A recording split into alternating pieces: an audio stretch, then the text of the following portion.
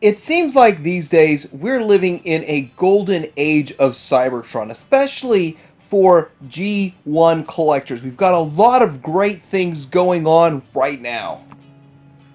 From Walmart G1 reissues, getting to walk in and see the actual exact same mold or almost exact same mold being sold on almost the exact same card back is a lot of fun. It's really exciting.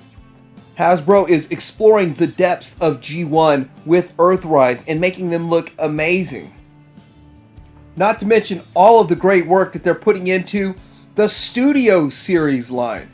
That Studio Series line is something that came out of left field and is a blessing to all G1 collectors everywhere.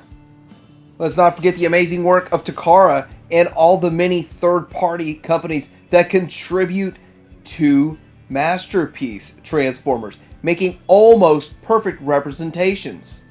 Today I want to talk about the concept of a forever franchise. Will Transformers be a forever franchise? And is G1 going to be a part of it the whole time? We're going to discuss this. We're going to discuss this in relation to collecting coming up.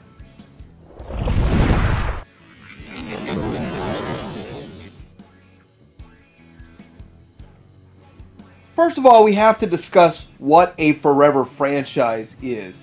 So, this concept of forever franchise was thrown around a lot back when Disney bought Star Wars. And so, when Disney paid $4 billion plus for that franchise, it's obvious they want to make their money back. They're going to double down on all of the media, such as the movies and the television shows and all of that. They're going to just do everything they can to keep this thing going forever, and you can't do it without having some sort of media. And of course the media pushes the merchandising, and they're going to sell tons of toys simply because of the media. Or at least that was their expectation of having a forever franchise they paid $4 billion for. But the truth is, nobody truly knows the future. Nobody can predict the future. Nobody knows if there'll be any interest in Star Wars or Transformers 50 years from now, going into the future. And who knows, 100 years into the future, we might have bigger problems than what our favorite franchise or our favorite toys are. So getting into this whole discussion, you've got to figure out how to stay relevant. I think that Hasbro, with the Transformers line, has worked to stay relevant. I know in the Masterpiece line, it kind of feeds off of the energy from the main line. It's very obvious that Hasbro has come up with a bunch of different iterations of Transformers to try to keep Transformers relevant, try to keep it modern, hip, upbeat, keep up with the fads. But is that what they should have done? Looking at some even older franchises like Superman from back in the day, in the 30s is when we first were introduced to Superman, and I would think Superman would be relevant today. I don't think that they really kept up with this. They didn't maintain relevance with Superman well enough, in my opinion. I think he is the greatest superhero, one of the ones I would still love to see movies from, but yet we just don't get it because they're not popular enough. And why? Looking at the Batman franchise, very similar to Superman. The DC is kind of doing its thing.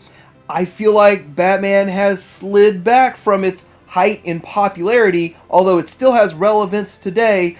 It's picked up collectors, picked up fans all along the way. I know that I'm a Michael Keaton guy. Some of these other people are whatever the newer ones are. I still have an appreciation for Adam West, and a lot of my friends like Adam West the most.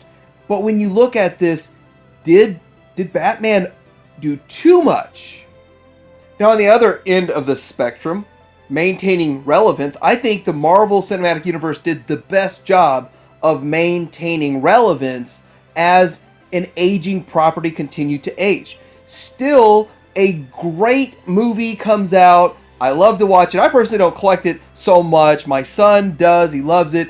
But I still enjoy every single bit of every single one of these movies. I love watching the movies. I love watching them with my family. It's great. And I think they did a great job of capturing the spirit of every one of those franchises. So this is a great example of still paying homage to the origins while staying relevant. And we're going to get into the origins of these franchises. You see, G1 is the origin of the Transformers franchise. It's always going to be where it started, where it began. Even though you go further back, the toys were recycled from other toy lines, the actual show and the actual cartoon, the media, the comics, and all of that. It's the origin of that, and that's always going to be there as G1. It's always going to be a reference point. It's always going to be something to go back to when you look at Transformers. Looking at Star Wars sort of knew that. Disney and J.J. Abrams sort of understood the idea you want to have a bit of the origin in there. But what they really want to do was to completely kill off the origin, to introduce a new cast and have a whole new Star Wars going forward. And guess what? That failed. People that love Star Wars are from all different generations, but the biggest enthusiasts, such as myself, that love Star Wars so much, love the original trilogy. And a lot of the stuff that came were good for 1 or 2 watches, but you wouldn't watch them 100 times like you would the original trilogy. It didn't have that same feel. It didn't feel like it was from the original root origins of Star Wars. Now, going back to the basics and the basic origins of Star Wars is what's made Mandalorian so popular. Not only that, but standalone, it'd be entertaining to watch. If you never watched Star Wars, Mandalorian would be entertaining to watch. But still, it has so many ties to Star Wars, and they're tying it all together more or less, but concentrating more on the origin of Star Wars, and trying to mix in a little bit of the stuff along the way. I really feel like Mandalorian is course correcting along the way, and that's kind of something that we need to remember when it comes to Transformers. So I feel like that's why the Bumblebee movie was as well received as it was. Now, it wasn't well received as a massive blockbuster. It was well received as hardcore fans loved it and supported it, meaning it will have support going forward in the next volumes and editions of the Bumblebee movie. I think that they even named the next one Optimus Prime. But if they continue as Bumblebee 2, Bumblebee 3, or if they do whatever and just name them different characters as they go, I don't know how they're going to name all of the movies on a go-forward basis. But this was good for a few reasons. First of all, there was less of an emphasis on the humans, and yes, there was still, in my opinion, too much of an emphasis on the humans. Less of an emphasis, more of an emphasis on the actual robots and the story behind the robots and the Transformers. Because it's a Transformers movie, it needs to be a Transformers story. And the first 4 minutes got fans super excited for a full-length movie that was all like the first 4 minutes.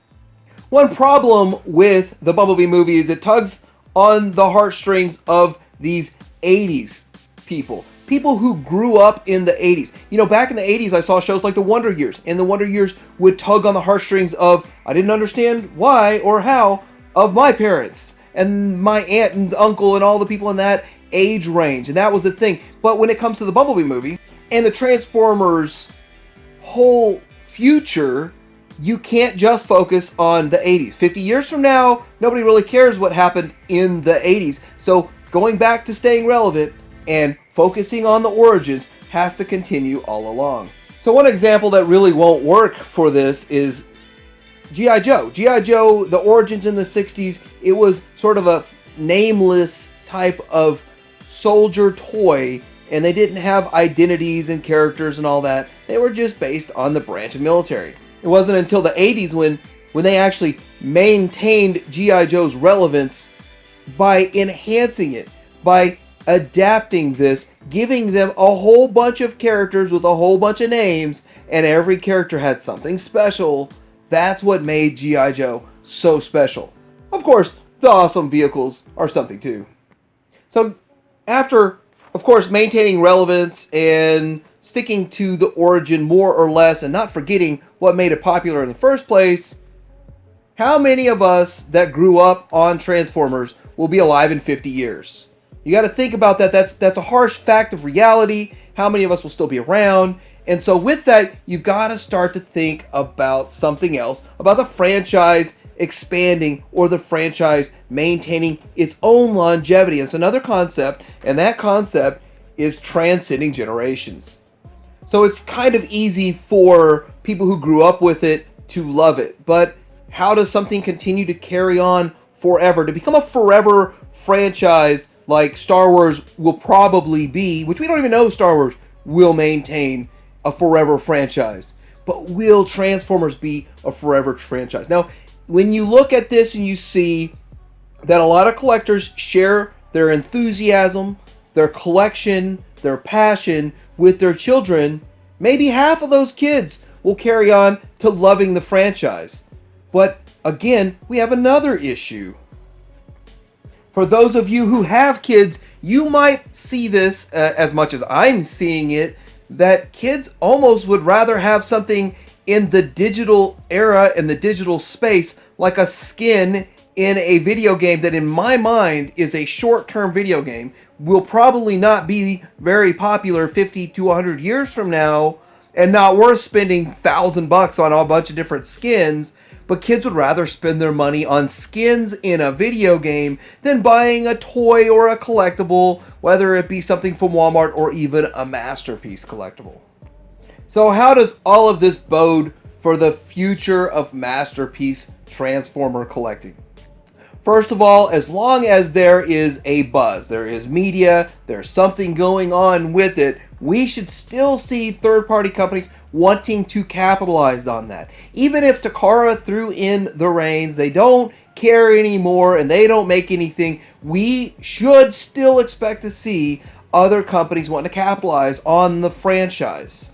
I see a bright future for many, many years when it comes to G1 Masterpiece Transformers. I see a bright future for anyone that is collecting Masterpiece. Maybe you missed out in the past, a better iteration comes. The downside is there is going to be a lot of swappability, but that's for another video. That's for how timeless is your collection video that I'll be making in the future. But I want to know everybody else's feedback on this. Do you think Transformers has the staying power to be a forever franchise? Do you think it will fizzle down the road and fall into obscurity like so many other 80s franchises out there?